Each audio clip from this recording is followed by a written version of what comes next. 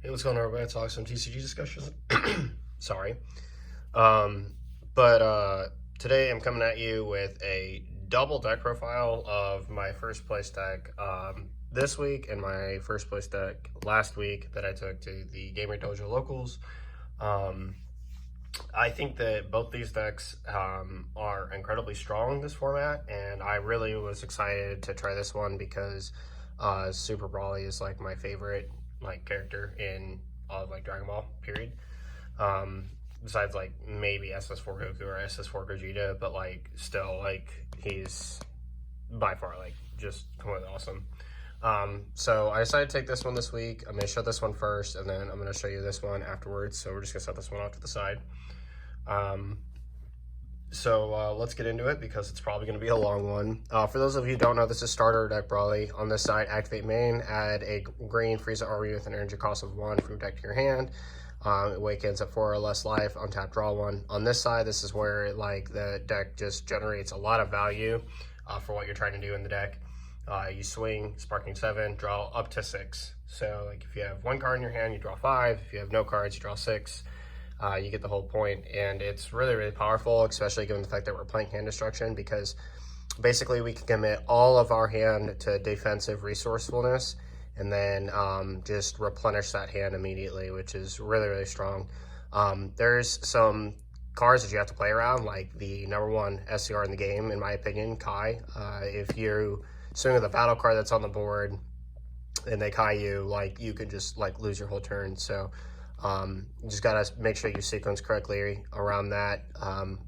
And then he has an activate main once per turn. You can pop one of your battle cards to pop one of their battle cards, which comes up. Unlike my previous list on the channel, I decided to go with the Asian player Wong's list. And so we're going to start off here with 4 Bardock, the Paternal Unison. I decided to give this a shot. I got my 4th one. I had 3 of these, and it was probably one of the only reasons why I never tried this version until today. But this card is absolutely snapped. Just telling my opponent you're going to drop a super combo. It's nuts. This card just generates a lot of value over time. It has amazing synergy with the 1-drops that I'll show you shortly. And this +1, get rid of one of your 1-drops and them pitch a card is an absolute amazing minus to their hand. His -3 gains 5k in triple attack. Not a whole lot to say. When you go for your kill turn, their combo, they're just basically playing with a card list down in their hand. Next, for our Brawly chain, we play 2 Unrealized Ambition, 2 Brawly rushing 4th, and then 3 rushing 4th, and then 2 Brawly the Ravager. This card, when it's played, you take 2 life add to your hand, so you go from 8 to 6, and then when he leaves the board, either by a opponent's skill or it's KO'd, so they attack into it or whatnot, you can take 1 or 2 and then play a Brawly with energy cost of 4. So this is the only target we play in the deck. This is 20k critical. When it is removed from the battle area by a skill KO'd, you can discard 2 cards and play a Brawly with an energy cost of 7 from your hand, which goes into this. And this one has it's 30k critical, and then activate main burst 3. Your opponent chooses 1 card from their hand and places it in the drop area. So as an activate battle, it's pretty good. It can help fill your drop area. If you're missing pieces early to get to that sparking 7, and it being a 30k crit, that just basically every activate battle forces your opponent to drop a card while being 30k crit pressure, meaning they have to combo out of it. With this being on the board is just nuts. And this entire chain is free. It doesn't cost you any energy, so that's one of the reasons why you play it. If we can get to the 7 drop, it is actually extremely menacing to have to go against. So there may be a more aggro build. I've actually considered trying to play an aggro version of this deck, because honestly, and this is just being real, decks don't God Ceiling you fast enough, and God Ceiling is one of the only reasons why this deck was really bad in the first place. So yeah, it's honestly nuts. There's some experimentation I think we can do with this leader for an aggro variant, but other than that, like that's just basically the Brawly package that we play. On to our 1-drops. We play 2 Paragus of Sacrifice and 3 Deadly Premonition. Not 3, but 4 Deadly Premonition. This card is a self-initiate. It allows us to drop one of our own battle cards to draw a card, and then we can use it for Bardock or our leader to pop it, and then basically like generate value that way, right? We can either take a card away from their hand or just take a card off the board, while also netting us a card and freeing us up space. So that's really powerful. And this is got to be one of the most broken utility cards in the deck. And it is far better now than it was way back when this deck came out. Just basically the way like tempo plays, as like tempo players go with what you're trying to do. 2 things. Back when this deck was originally played, Unisons didn't exist, which this Unison in and of itself is just so inherently powerful that it may be a engine that, like, let's say I did want to make an aggro version of this deck, this would be the piece to play, just because of its synergy with this. They are going to drop a card. This card, when it's played, it searches top 5 for Brawly BR, adds 1 to hand. I whiffed every single time on that effect. It doesn't matter. It also has an effect that when it's sent to the drop area by a skill, either being your own skill or opponent's skill, so aka your leader or the Unison, you get to untap an energy, which means this card is a free filter card that costs nothing, basically, because it's going to get dropped. It's going to be a straight minus to their hand, so you can either add a card potentially off the top of the deck to your hand, and then get rid of it and sack it off for this bad boy, and then make them drop a card, and then proceed to do your shenanigans.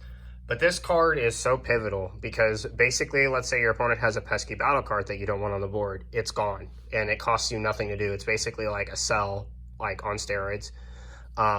It's a free flutter target to put straight in the drop, either off this effect or your leader's effect. So therefore, you are actually putting them in a really bad position.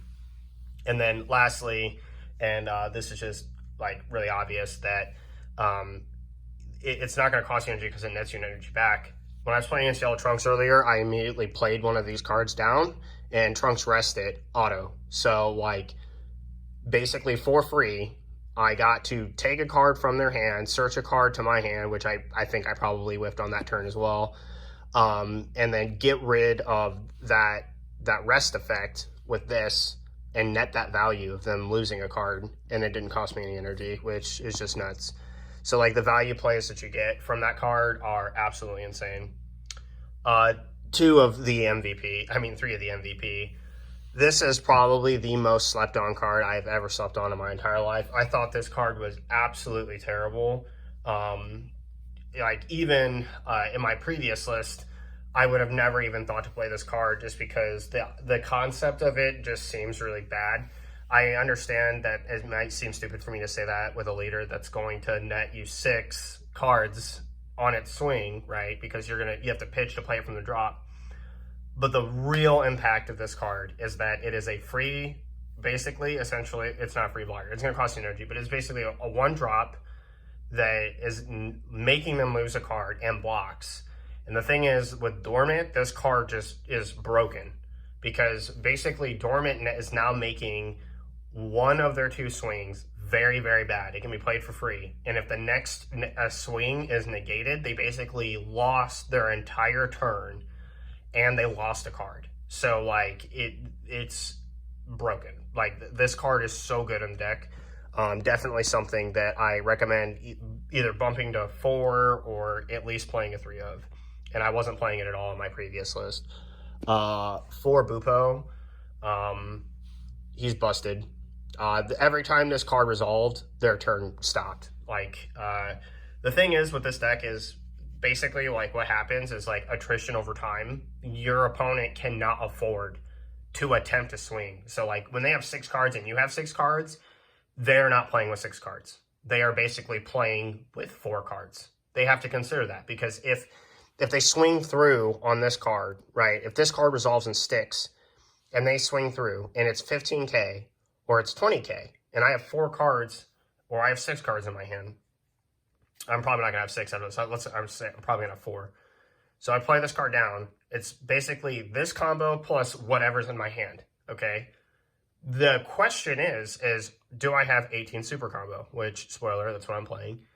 And you can really grasp quickly that after this card resolves, like even if you had 8, go 8 to 6, right? If I have 1 or 2 Android super combos in my hand and I combo out of your attack, you're now down to 4. If you were at 6, you go to 4. If I play 1 or 2, you're down to 2. And if I have rebrand in the drop, you're at 0. So it's like, wow, right? And this card just basically ended the turn immediately. Might as well have been Baby Hatch for 2 energy. Next, 3 Rebrian. I would not play this card at 4. I don't think it is a card that is worth playing at 4. Rebrian is a timely card, and you just basically see it enough times, and it's timely enough when you see them. We also need Aggression, which is why we play as a another piece of our discard outlet. We play 3 Rosies. We need to get out their life eventually, right? And this card coming down, pitching 2 cards with Deflect, and then, you know, getting at their life over and over again with those 3 attacks is just really strong. And this 6 card package in tandem is just really nice. I could see you going to a 4-2 split or a 4-2 split either way. But I think 3-3 it was just really right, especially with like this card. Because you have to think about, like for example, if you have 4 energy, Rosie gets awkward. When you have 5, it's a little bit different because, like, you can negate with Boo. You have other negate options in the deck. And so, yeah, you just kind of, like, mix and match and rely on things as they go. Next, we play 2 Fuse Zamasa's Deity's Wrath. And then Android 18 Bionic Blitz. And then, obviously, for the Deity's Wrath, we play the 4 Charismatic Villains. So it's obvious why you play these. You just sack the Charismatic for a card that's going to make them discard a card. The problem is that there's a lot of matchups where this is really bad right now. So if you play against red, like it's an auto side out. If you have to be really careful about this card with yellow because, again, they can just get rid of it with like Final Splash and then like KO it while it's in rest mode or something like that. But Charismatic is really important in the deck because, again, it's one of those pieces that like really hurts your opponent's big plays to get at you. This card plus Dormant and like the Zarbon can literally just be the end of the turn. So like and just very powerful pressure pieces against you. Android 18 because she bottom decks. It doesn't matter that we need to draw because we're gonna draw 6. So like you just need to make sure that we are constantly taking that hand down, and that's why we want to play it. And then Frieza Charismatic, just being charismatic is crazy. One thing I will say, though, is that like this leader has a restriction permanent. I don't think I talked about at the beginning that when he's awakened, you can only have 2 battle cards on the board. So like once you get to like, if you're awakened, and this happened earlier, when you're unawakened, right, you can have like 4, 5, 6, 7, 8. But then like as soon as you awaken, if you have 2 or more battle cards, you can't play any more battle cards. And that's where these 2 cards kind of get a little bit awkward because between Bupo and like the Zarbon, for example, you can just easily see how you can run into some issues with space constraints for the Charismatic to be able to counter. If Zamasu's constantly on the board, the question is are you saving it for a Bupo? If you commit a Rosie, so on and so forth. The thing, though, is that your leader is able to clear your own cards, which is really good. So, like, if you do have cards on the board and you can just start trading, like, your Bupo for one of their battle cards, like, just do it.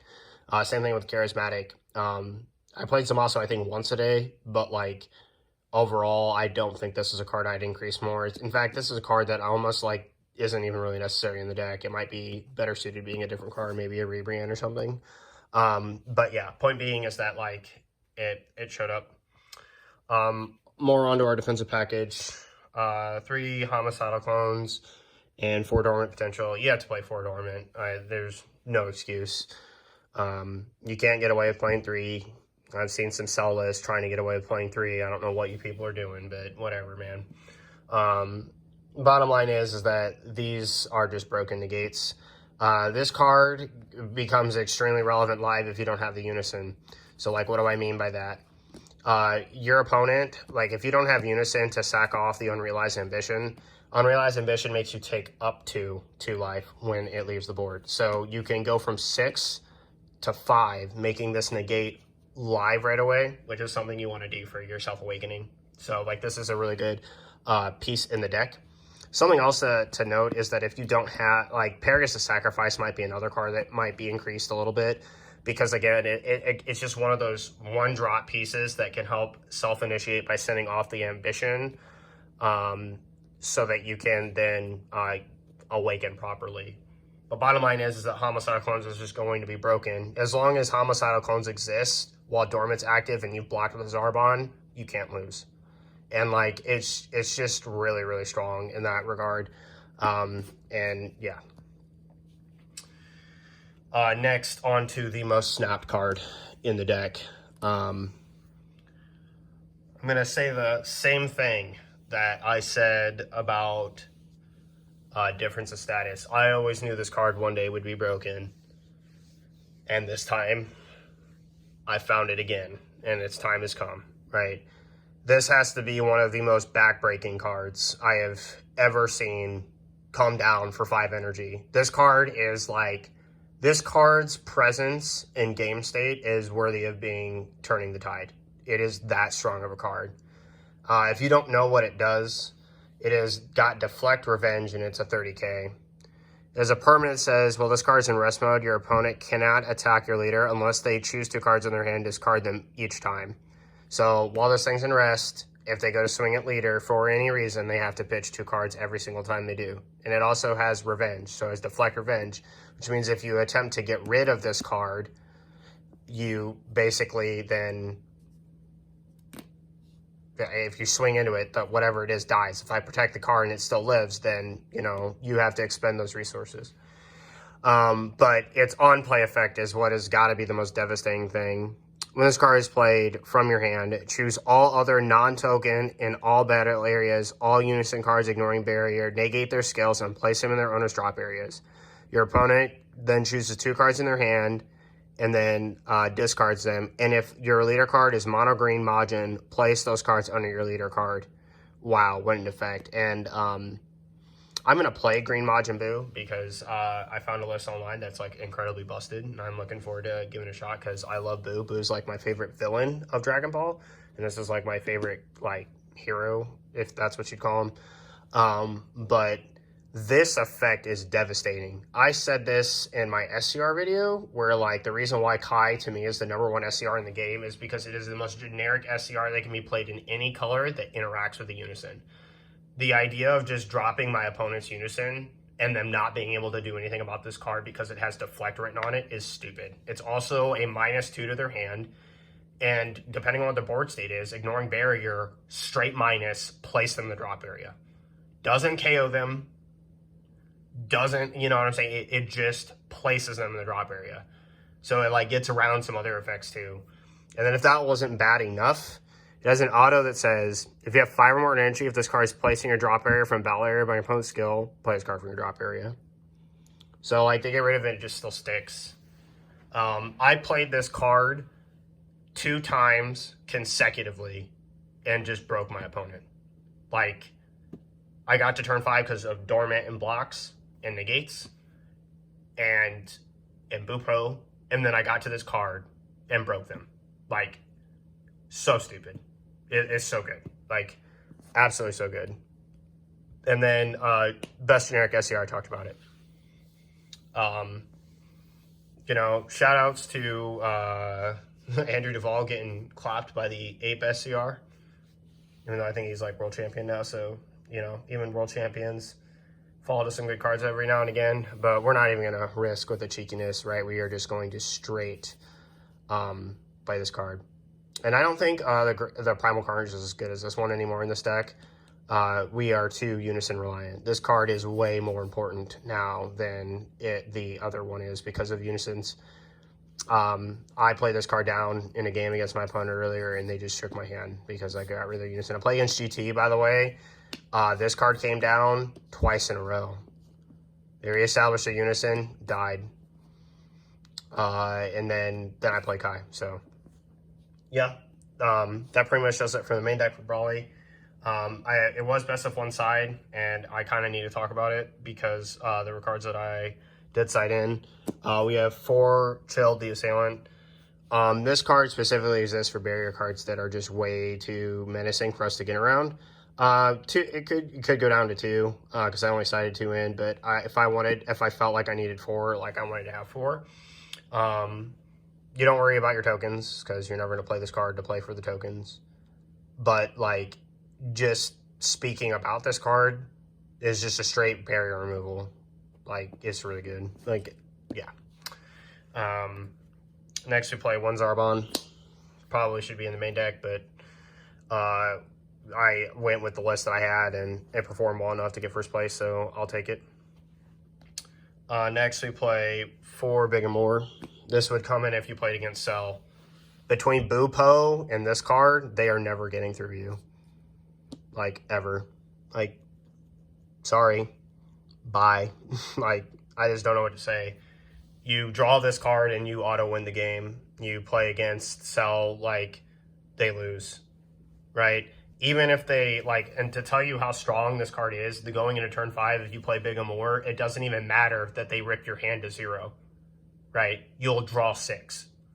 There's nothing they play that even remotely swings at you besides their crappy little 16k 4-drops that don't do anything. Like, in the matchup, this card just is broken. Like, it is so good. And this can be played in consecutive turns. You can basically make Cell Xeno, the 7-drop, and the 8-drops not relevant for the game. And in terms of dormant potentials, I don't give a crap. Like, if you dormant me, because I'm just going to do it back to you, and once you do, you're going to start losing more cards because I'm going to pitch your hand. That's the last thing I'll say. Cell does not like it when you rip their own hand apart. The deck actually cannot survive another hand destruction matchup because over time, if they have to get rid of their cards, they are not being able to keep those resources to defend against your attacks. And this Bardock Unison, man, I'm telling you, like, I'll tell you a turn that I did today. I got to 5 energy, and I had like four markers on this card. I think I had 3. I filtered one of my Unisons under, put him to 4, -3'd him, swung, did all my swings, and then I played this, because this card also hits your cards. So, like, you have to, like, play around the fact that it does, right? And then I played this down and just, like, devastated his hand from the defense of this. So, like, he spent, like, he comboed 1, and then I dropped it, so that's a straight minus. And then, like, he took a damage, and then he comboed over, and then he comboed over, and then I played this card down. And then after he had comboed over, he had to discard 2 more cards. Like, and then take a 30k swing and then a 15k that drew me to 6. Right? Like, just speaking about that sequence alone should, like, speak to, like, how strong, like, the in-game pressure can be. And then in terms of, like, Big and More, you will run Cell over because of this card. Like, it just solo wins you the matchup. It's absolutely insane. And they can't even do this to you in the mirror because, like, you play you swing primarily from Unison and Leader, and, like, the other card, like Zamasu, for example, that would be a matchup that it's really good in. You just win. Next, 2 Shocking Death Ball. There's no reason that I have this in here other than I like the way that this card looks. So, spicy tech that's blingy.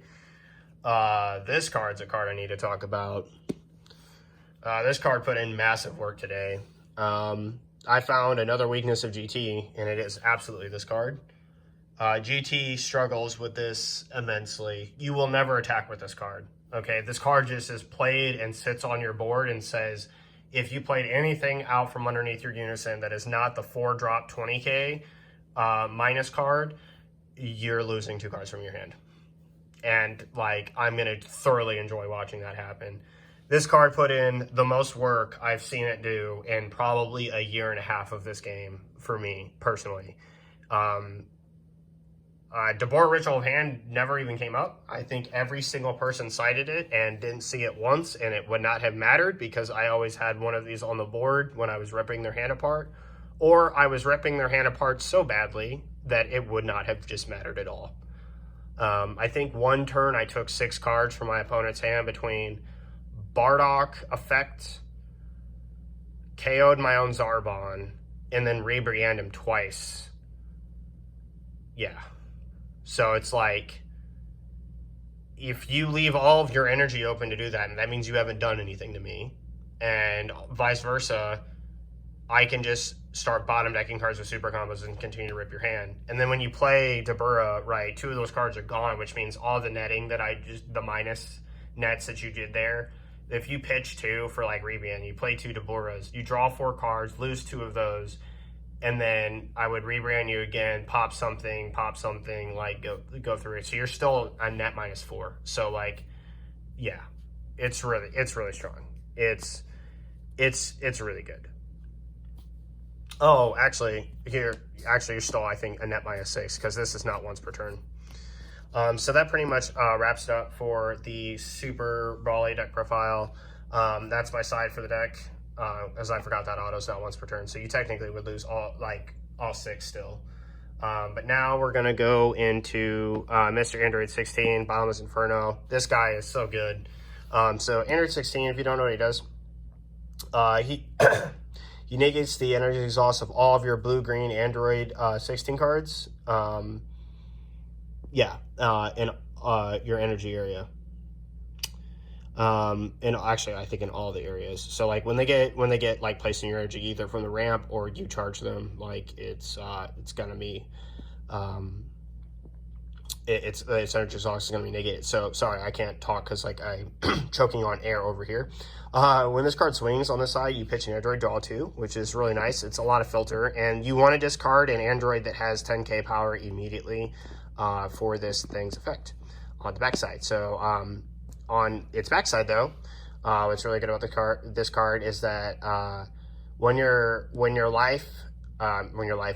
in your opponent's energy equals 5 or more, you can untap 1, draw 1, take till you have down to 5 life, and flip this card over. Really, really powerful.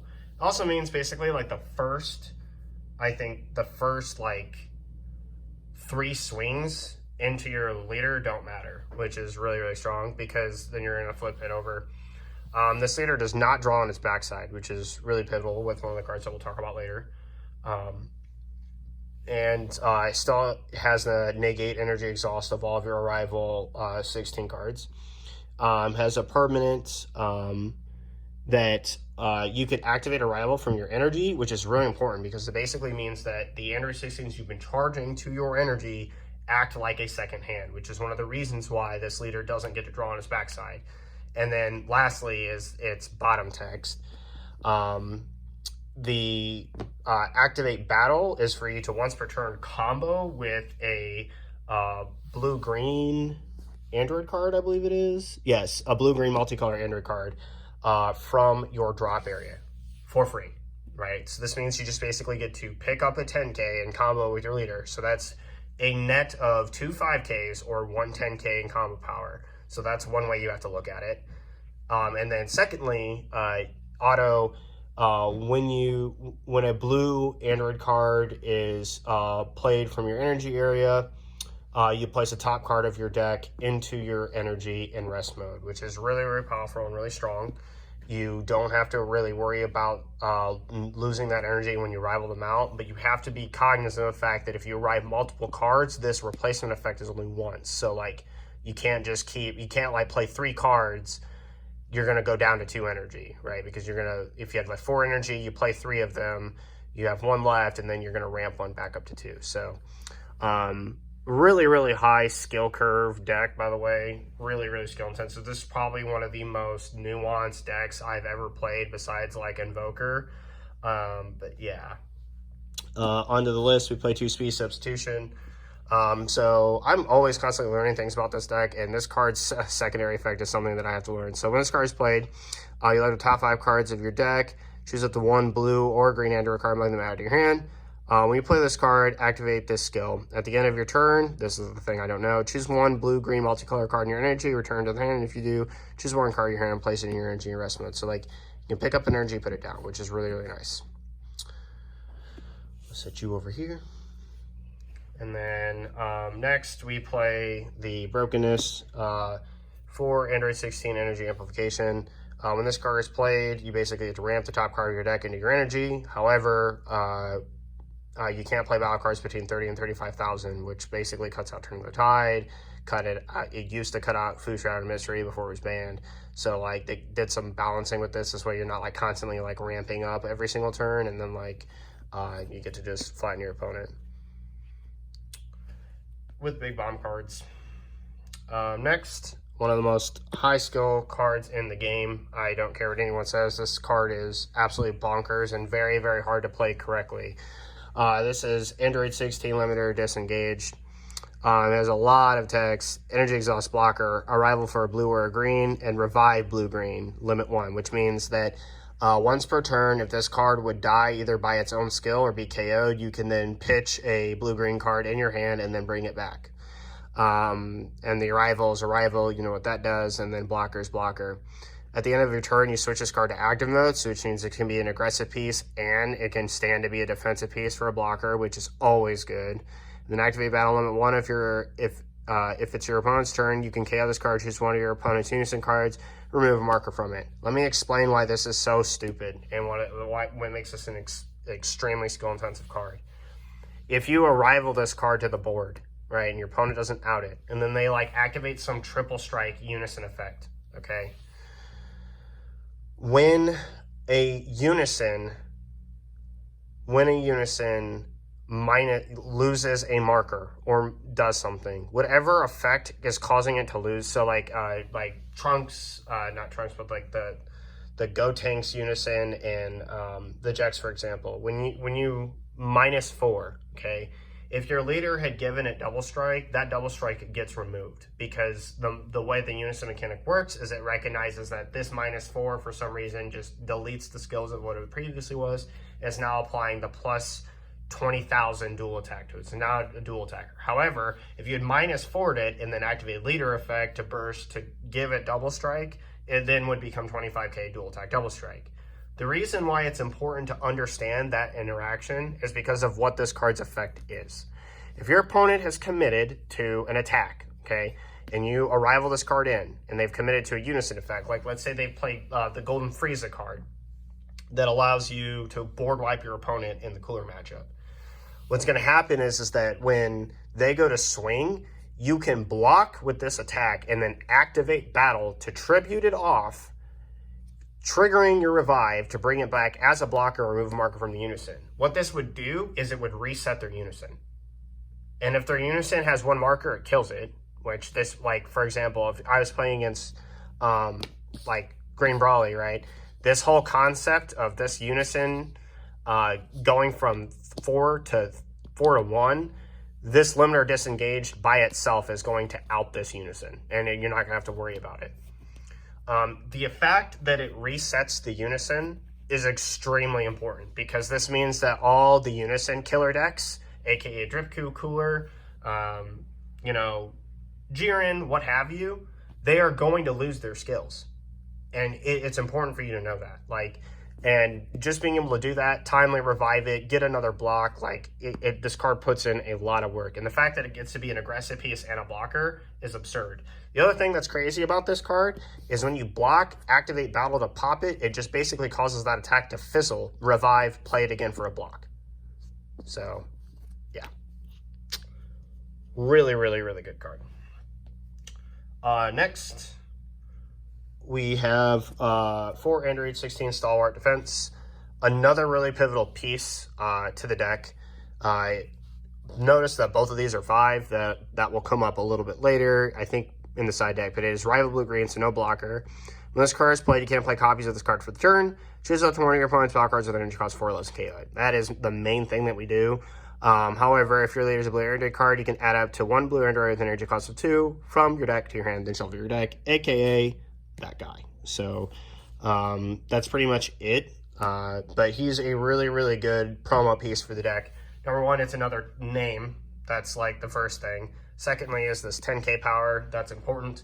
Third is the fact that it is an arrival card, which means it's going to get our ramp initiated. It gives us that free charge. It's just super nice all around, and it gives us a little bit of spot removal. So really, really enjoy that 16. Both those 16s for 1 energy, absolutely nuts. Next, on to the bigger guys. This card is Oof. This card puts in some work. So this is Android 16 Steadfast Comeback. Again, energy exhaust doesn't matter because of our leader. Dual attack, blocker, revenge. Blocker, revenge, just automatically busted. Means barrier cards, we have an out to them naturally in our deck, which is something that we want. We don't have to worry about barrier removal in that aspect. There is matchups where you kind of need to like worry about that because like it can kind of get a little bit crazy. But you know, like against AOD or something, you don't really care unless like they can counterplay this card, which I'll talk about that here in a bit. Bottom line being that this card is just absolutely nuts. And it has a rival for a blue and a green. It's not blue or green, it's blue and green. So you have to tap 2 energy basically. But like one thing that I will say that a lot of players don't realize is that you can tap the card itself as part of a cost. So like basically if you needed to meet, if you had like a mono blue, like speedy substitution, right? Like let's say like this was your energy right here. Like these 3 cards were your energy. Sorry, we're doing a little bit of a combo spiel for everything. This blue-green, you do not have to tap both of these to play this card from your energy. You could tap him and then tap, you know, this and then leave this up. If this is a 1-cost play like the Stalwart Defender or the Limiter Disengage, like if it was, for example, like this, you could still tap this as its solo arrival cost if you had to continue arrivaling during your turn. But enough with the combo nonsense. Back to Mr. Steadfast Comeback here. When he is played, he has, I believe, 2 autos. Your opponent chooses one card in their hand, discards it. Or you can place up to 1 blue Android card with an energy cost of 1 from your deck to the drop area, then shuffle your deck. I have yet to figure out the reason that effect exists.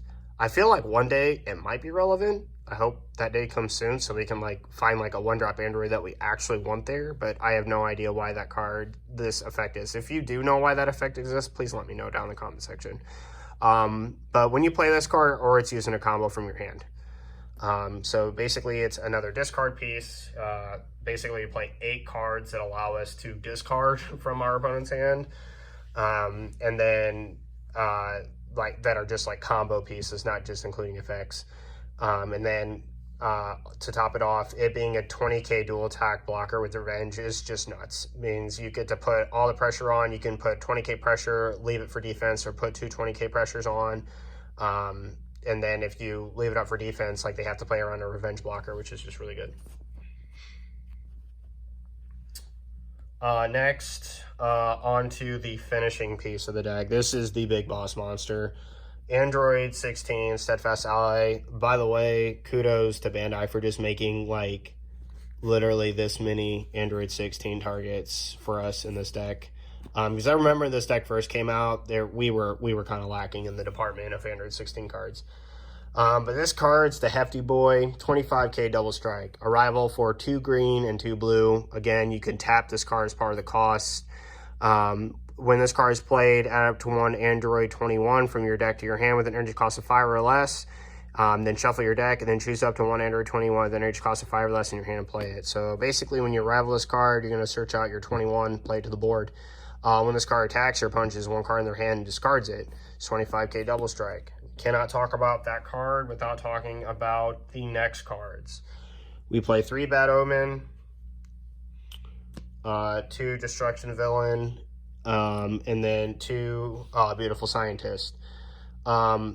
These cards all have flex utility that like I want in the deck. There's a reason why I play, like a lot of people might play only these, for example, in the deck. They might do a 2-2 split. There's a reason why I play all 7 of these cards. All 7 of these cards are stupid. All 7 of these cards, if they resolve more than once in a game, you've won. All 7 of these cards have various utility against multiple matchups. If you play against Sin Shinron, this is going to be the most important card for the 8-drop that you need to get to later. If you play against boards that like to go wide, GT, Trunks, Doesn't matter. I mean, King Piccolo, whatever, what have you. This card's the most important. In terms of winning the game, if you've resolved this twice, you've won. I've never played a game where this has resolved twice and I've lost. So, like, the idea and concept of this card existing at 3 guarantees that that's going to happen, because if this gets ramped into my energy, it is itself a card that can be played from our energy. So what do they all do? So this Android 21, Destructive Villain. It's a very old card, villainous. When you play another villainous battle card or activate villainous extra card skill, your opponent chooses one card in their hand, places it in the drop area, and then make the skill for the duration of the turn. So if this was on the board and I activated a villainous skill, yeah. Anyway, that's irrelevant. We play this for the auto. Choose one card in your energy and place it in your drop area. When you play this card, choose all of your opponent's battle cards with energy cost 4 or less and place them on the bottom of the deck in any order. This is a mass board wipe to all 4 or less cards. This comes up in multiple matchups because Android 16, while having spot removal, does not deal with wide boards very well. This basically takes care of that because most of the ways that people go wide, like GT, everything but their 8-drop is susceptible to this card. The only thing that wouldn't be are cards with barriers, so like the Trunks, so on and so forth. Same thing with U7. This card comes up immensely against U7. As for Beautiful Scientist, this card is a 10k blocker. When you play this card from your hand, look at the top 7 cards of your deck, choose up to one card among them, place it in your energy. So instead of this one getting rid of an energy, this one places another card in our energy, which is really good because if, we get that 16, we're just going to be able to fuel our energy with them more. You do play it in rest mode. Shuffle your deck, then choose which one of your opponent's battle cards that KO, and you can't play battle cards between 30 and 35,000 power for the duration of the game, which is irrelevant because we ramped. So, like, that same restriction, we're already under it, it doesn't matter. The reason this is stupid, though, is because this is Shukash Goku all over again. This card essentially says, like, if your opponent commits to, like, a Mira double strike and this play is live in any manner, shape, or form, and this card exists, you lose. And you shotgun your whole hand, like, you just could lose, like, on a battle card swing. So, that's one thing. And if that wasn't bad enough, there's this card. This card is basically, say, go down to 1 life, lose the game, right? Like, if you get your opponent down to 1 life, they lose. It's one of the reasons why this deck also is really good against KP, because they already start down, like, way less life, 2 less life that you have to work through. But here's what it does. So it's got energy, so activate main, you can play this card from your energy area. Choose one card in your energy, place in your drop area. When you play this card, choose up to one of your opponent's battle cards and up to one of your opponent's life and place them in the drop area. So basically, this card just basically gets to crit a life and KO a card. Both of these Android 21s essentially KO something. I mean, they all KO something. Like, this one's like a mass board wipe. Like, this could just devastate you. But, like, you could get, like, focus death. Right, so this could be focused, targeted, KOing with a blocker. And she's also a blocker, which is immense. She's an energy ramp blocker that KOs a card in the middle of it, which is nuts. Same thing with this card. It is energy destruction, but you're going to ramp in energy to replace the 16 that you lost. So then you get to fix your energy, whatever, by getting rid of, like, whatever you have. And then get to play her out and then KO a card and take away one of your opponent's life. Is just so good. And there's no reason to not play those cards. All of them are either blue or blue-green. You do like the villainous for the blue because you do need mono blue energy, and I'll get to that when we get to our Bunison. But the point is that, like, all those effects resolving once or this resolving twice in the game is basically a guaranteed game. I don't know how you lose that. Like, I just don't. It's just never happened, I guess, for me. But then as for this one, this card can help fuel your energy, just get you further ahead of your opponent, and then extend your plays however you need. And then obviously the villainous being a board wipe is just completely good. Next, for blue-green, we play 4 Bionic Blitz. I'm thinking about testing the super combo that lets you untap an energy, but right now this is just what we're sticking to because hand destruction is really, really strong. Getting rid of my opponent's cards on the bottom deck is really, really good. Next, we play 4 Bean. Bean's really important. It's a mono blue charge target, so if it gets ramped off the top of our deck, we're okay with it. And we also like the fact that it does help protect our leader from multiple swings if we have to. Gives us energy manipulation to be able to arrival cards more timely, things like that. Next, we play 4 Dimension Magic. This card is busted, and I'll explain why. So at first I was like, you go down to 5 life, you should play blocker and negate. But the problem is that like the key way your deck plays has nothing to do with being able to quote unquote block something with like your silly negate. It has everything to do with being in the combo step and arrivaling your cards. You want to be arrivaling on your turn and your opponent's turn, okay? It's something you want to be doing because of what your leader does. In terms of the blocker negates, you cannot do that with your negates just producing a blocker that you're already probably going to have, newsflash, and then to top it off, you don't have any energy to bring anything out, which means you're not playing your game. Dimension Magic allows you to play that game, and that is just one of the reasons why like I didn't even think twice after I did some testing of cutting the blocker negate completely from the deck. I think that this is just the way to go. The 4D Magic is just really, really good. Next, we play 4 of the absolute busted. This is probably the best deck for this unison in the game, besides Gamma 1 and Gamma 2. Look forward to that. But this is busted in this deck. It is a 20k barrier blocker, spot removal. We all know what this does. Not barrier blocker, double strike blocker. We all know what this does, right? -1, bottom deck card, block, whatever. But the fact that you get to manipulate an energy back and draw a card is pivotal because our leader doesn't draw.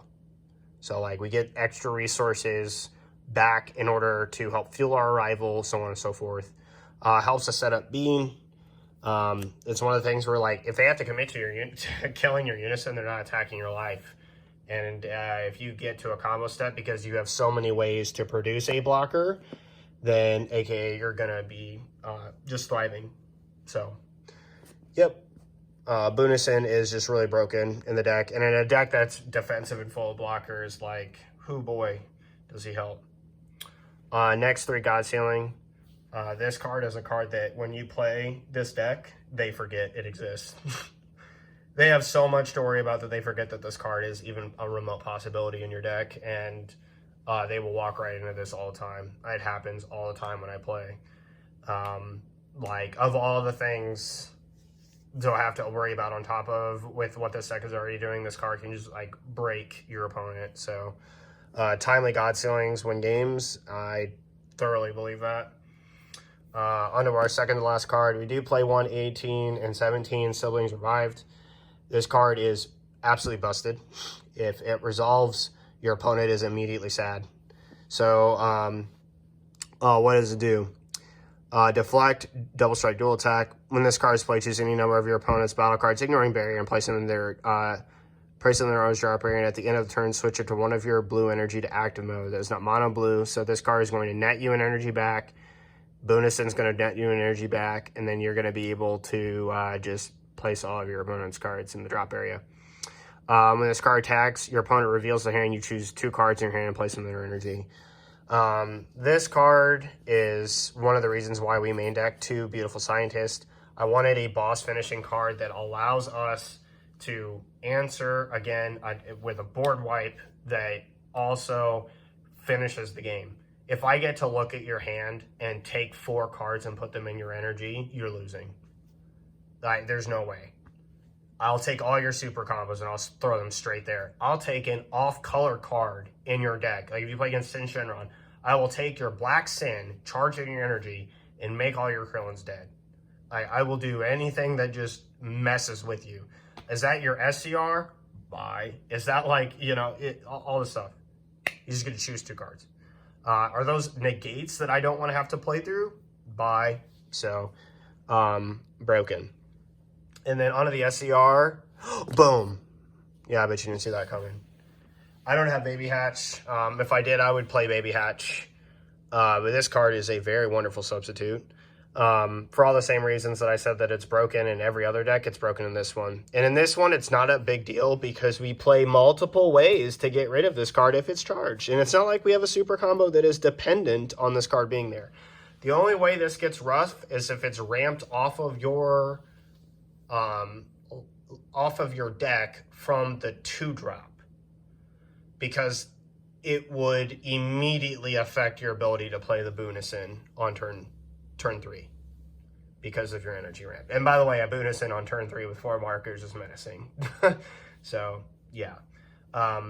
But if you don't have, what in the world?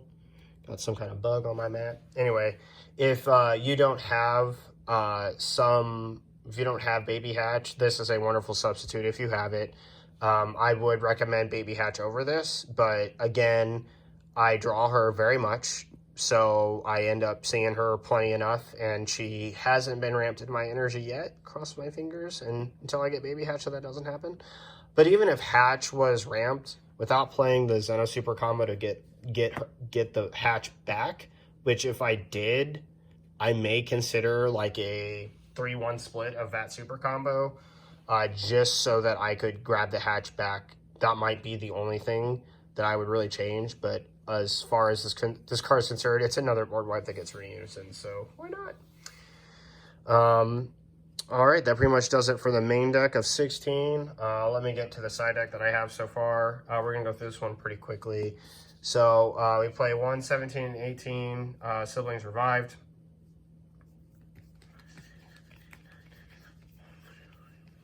Sorry, I had to count some cards here. This card is really, really good. I think that it's, like, again, just one of those things where, like, if you know you're going to need it in the matchup, that you play it, and you can easily take out one of the other, like, the third Bad Omen or something else and play this in its place. So I think that's plenty good. 2, Zamasu Deity's Wrath. I only will bring this in against matchups where I know discarding from their hand is, like, really important, because you can sack off your, what is it? Your 5-drops? Excuse me. Sack off those 5-drops, turn them into this, get an extra free discard pitch every turn, which is just really, really strong. Next, on to Barrier Removal. And this is a spicy tech that people don't know about. So this card is actually monumentally important. The reason why it is because the Lord Slug 3-drop that basically, like, shuts you out of being able to draw Boonison really, really hurts. I can't stress that enough. You need a spot barrier removal that can get rid of the cards. I do have a Kaba. I plan on getting a couple more just so that I could test it. But as far as barrier removal is concerned, this Unison gets the job done very, very nicely. So it can be played for 3 green. If you don't know what it does, it has a counterattack, Spirit Boost 1, play this card with 3 markers on it. Permanent, during your opponent's turn, if a Great Ape card is in play in your battle area, reduce specified cost in your hand by 1 green, which you don't give 2 poops about because you are never going to play that. You will play, however, it's +1. Choose up to one of your card in your opponent's hands or one of their battle cards ignoring barrier displaced in the drop area. So that Slug that, like, they just think is going to live, yeah, no. Bye-bye. Bye-bye, buddy. We ain't dealing with that crap. And this is the cheapest way to deal with any of your opponent's bullcrap I've ever seen. For starters, you are going to have a lot of blue-green cards. Your optimal first 3 charges are going to be all blue-green. If they're not, then they're not, but I mean, most likely they are. This card will barely ever whiff being able to be played on your 3rd turn, which means if they do slug you, you have an instant out to just get rid of the card. And then next turn, on turn 4, you'll just play Boonison instead. If you've ramped up your energy, again, you're probably going to have 3 with a blue open at the end of your turn in order for you to just play this card, get rid of it, and then play Boonison next turn. If they continuously play the card and they don't kill the Unison, it's every single turn going to get removed. And this deck is very, very, very strong about being able to play at high life total. Make no mistake, it can do it. I've seen Jared Lopez just basically play at 5 life and kill Icarus without ever taking damage. So, like, if it could kill Icarus in its heyday, at 5 life and stay there from its own self-awakening, then trust me when I say that, like, you're going to be fine to be able to play this once or twice in a game. So really, really like it. Next we play the 4th God Ceiling. If we know they're going to have those power plays, we're going to bring it in. Next, Heroic Prospect. This is going to come in against Cell. This is, again, one of those cards that just says, stop, we're done. Like, your turn's over. They go to swing with their leader to get their double strike. You just play this until all the 8 drops. Yeah, you can keep attacking if you want to bottom deck cards. Go right ahead. So, feels bad on that front. 3, East Kai Keeping Watch. This is just purely for yellow to tell it to go jump in a lake. Yellow outs this really easily, but I mean, if they don't out it, then it's not going to be a very fun day for them. On top of bottom decking, playing their cards and getting cards discarded, they have to bottom deck for every single card. This card is also kind of like the blue anti-tech of Dabura, but they're still going to net a +1 on the Dabura play, but they are going to tap energy for it, so it's kind of iffy, wishy-washy. Next is Dirty Burst. Dirty Burst is a very, very strong card. It's also going to be brought in against Cell. It basically shuts off the entire turn's aggression from them being able to get at you with their, like, swing effects. So, like, they can play Cell Xeno, they can rip your hand, do whatever, but Cell Xeno won't be able to attack, their 7-drop won't be able to attack, their 8-drops won't be able to attack. So, Dirty Burst is really powerful. If you don't know what it does, counterplay, draw one card, your opponent can attack cards, battle cards 7 or more, and then a counter attack, negate the attack. You can just negate an attack. But yeah, Dirty Burst is one of the best side flood cards that a blue energy can offer. So that pretty much does it for my duo deck profile, guys. Thank you so much for watching. I'm really, really excited to be able to bring this to you guys. I think that for a long time, I've been looking for some blue decks to play. And I have to say, like, I really love Gamma 1, Gamma 2, and Android 16. I think they are my new favorite decks going into the format to play. And as it pertains to green, this is going to be the end for Green Brawly. I'm going to move on to Boo and just try to make it work. I look forward to bringing you that deck profile, and thank you guys again so much for watching. As always, I will see you guys in the next one. This is Some TCG Discussions signing off. Laters.